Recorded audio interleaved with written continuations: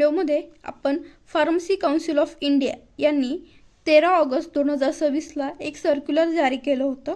या सर्क्युलरमध्ये काय दिलेलं आहे हे आपण या व्हिडिओमध्ये इन डिटेल्स बघणार आहोत आणि हे सर्क्युलर कोणासाठी आहे हे सुद्धा बघणार आहोत।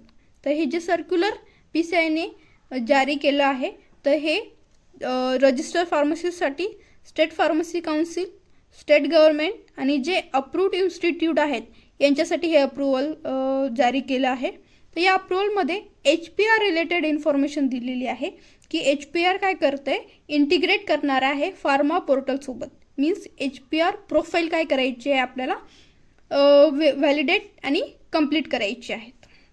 म्हणजे HPR म्हणजे काय तर HPR हे हेल्थ प्रोफेशनल रजिस्ट्री, म्हणजे जसे की डॉक्टर असतील किंवा डेंटिस्ट आहेत, मीन्स जे मेडिकल वर्कर्स आहेत यांचा जो डाटा आहे तो काय आहे गव्हर्नमेंटकडे तो सेव्ह आहे।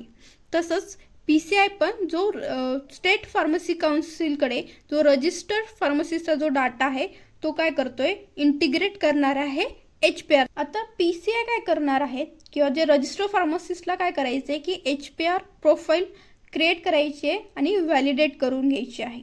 मीन्स फार्मसिस्ट सुद्धा काय असणार आहे, पार्ट असणार आहे HPRचा, जसं की डॉक्टर, नर्स जो HPRचा पार्ट आहे तसंच फार्मसिस्ट सुद्धा काय होणार आहे HPRचा पार्ट होणार आहे। मग HPR काय करतंय की HPR इम्प्लिमेंट करण्यासाठी हे कोऑर्डिनेट करणार आहे national health authority means NHA सोबत। मीन्स याच्यामुळे काय होईल की जो पण डाटा आहे तो काय होणार आहे त्याची डिजिटली पडताळणी करणं इझी पडणार आहे। ओके, मग PCI आणि NHA हे दोघं मिळून काय करणार आहे, डिजिटल रेकॉर्ड मेंटेन करणार आहे आणि हे पण आयुष्यमान भारत डिजिटल मिशन याचा काय असणार आहे, पार्ट असणार आहे। मग आता HPR प्रोफाइल क्रिएट करण्यासाठी जे एक्झिस्टिंग फार्मसिस्ट असतील किंवा न्यू युजर्स आहेत की यांनी रजिस्ट्रेशन कसं करायचं आहे किंवा HPR प्रोफाइल कशी बनवायची आहे ते आपण स्टेप बाय स्टेप बघणार आहोत। जसं की जे एक्झिस्टिंग फार्मसिस्ट आहेत त्यांना काय करायचं आहे तर त्यांना डिजी पोर्टलवरती जायचे, then update profile with KYC means Aadhaar card link किंवा eKYC करून घ्यायची आहे।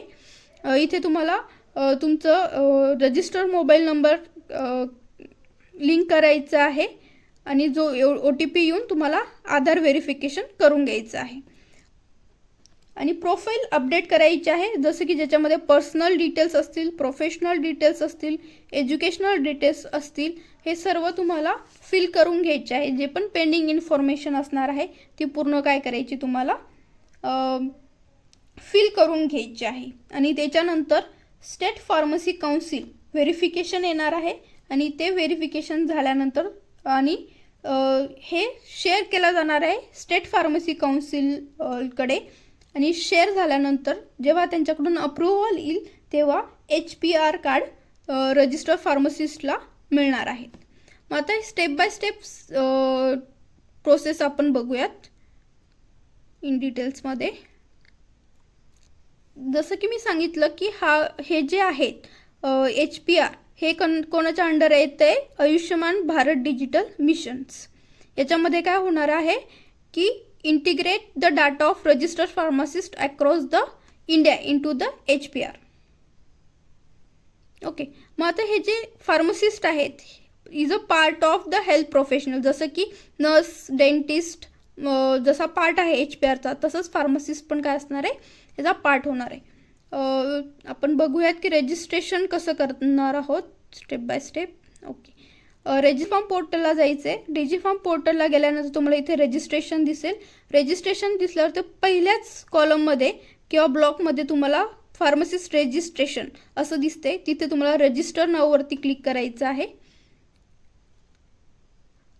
रजिस्टर केल्यानंतर तुम्हाला असं दिसेल। ओके, रजिस्टर केल्यानंतर रजिस्टर नावावरती क्लिक केल्यानंतर तुम्हाला तुमचं तिथे फुल नेम टाकायचे, स्टेट टाकायचे, डेट ऑफ बर्थ टाकायचे, SPC registration number means state pharmacy काउन्सिलचा जो नंबर आहे तो तुम्हाला तिथं टाकायचा आहे, मोबाईल नंबर टाकायचा आहे आणि सबमिट करून घ्यायचं आहे. जर रजिस्ट्रेशन नंबर किंवा बर्थ डिटेल्स मॅच होत नसेल तर तुम्हाला काय करायचं आहे, EKYC करून घ्यायची आहे किंवा आधार व्हेरिफिकेशन्स करून घ्यायचं आहे. जो आधार रजिस्टर जो मोबाईल नंबर आहे तो टाकायचा आहे, तिथे तुम्हाला OTP येईल आणि व्हेरीफाय करून घ्यायचं. आधार व्हेरिफिकेशन झाल्यानंतर तुम्हाला ही इन्फॉर्मेशन येईल, जसं की तुमचं नाव असेल, पासवर्ड क्रिएट करायचं आहे, देन तुमचा मोबाईल नंबर जो रजिस्टर तो आपोआप येईल इथे, तुमचा HPR ID, then email ID टाकायचं आहे आणि date of first registration.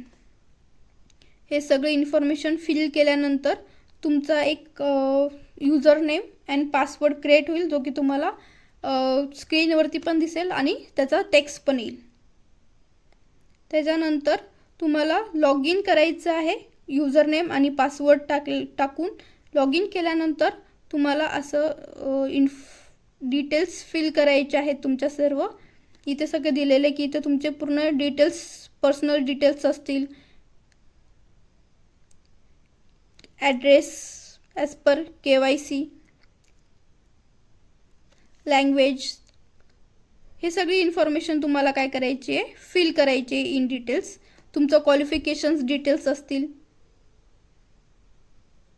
Current works details, place of work details, हे सर्व तुम्हाला काय करायचं आहे, स्टेप बाय स्टेप फिल करून घ्यायचं आहे.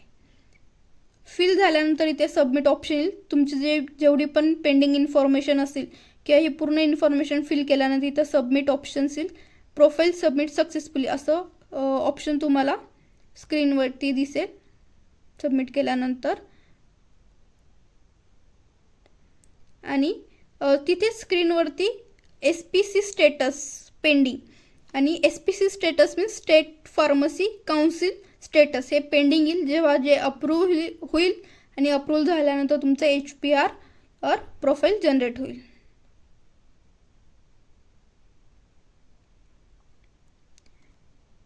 जे एक्झिस्टिंग यूजर्स आहेत त्यांच्यासाठी जो लॉग इन ID, जो पासवर्ड आहे तो तुम्हाला इथे टाकायचा आहे आणि लॉग इन करून घ्यायचं आहे. लॉग इन केल्यानंतर जी इन्फॉर्मेशन तुमची अनफिल्ड आहे किंवा जी फिल नाही आहे ती तुम्हाला पूर्ण इन्फॉर्मेशन केअरफुली भरून घ्यायची आहे. आणि आफ्टर ऑल इन्फॉर्मेशन फिल झाल्यानंतर सेम सबमिट बटनवरती क्लिक करायचं आहे. सबमिट बटनवरती क्लिक केल्यानंतर तुम्हाला SPC स्टेटस जे आहे ते तुम्हाला काय दिसणार आहे, पेंडिंग दिसणार आहे.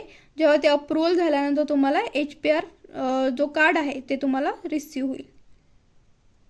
ओके, हे पूर्ण डिटेल्स आहेत की जे नवीन यूजर्स असतील किंवा जे एक्झिस्टिंग यूजर्स आहेत किंवा नवीन यूजर्स येणार आहेत त्यांनी त्यांचं रजिस्ट्रेशन कसं करायचं आहे स्टेप बाय स्टेप हे आपण या व्हिडिओमध्ये बघितलं चॅनल्सला. आणि अशीच जर तुम्हाला नवनवीन अपडेट्स हवे असतील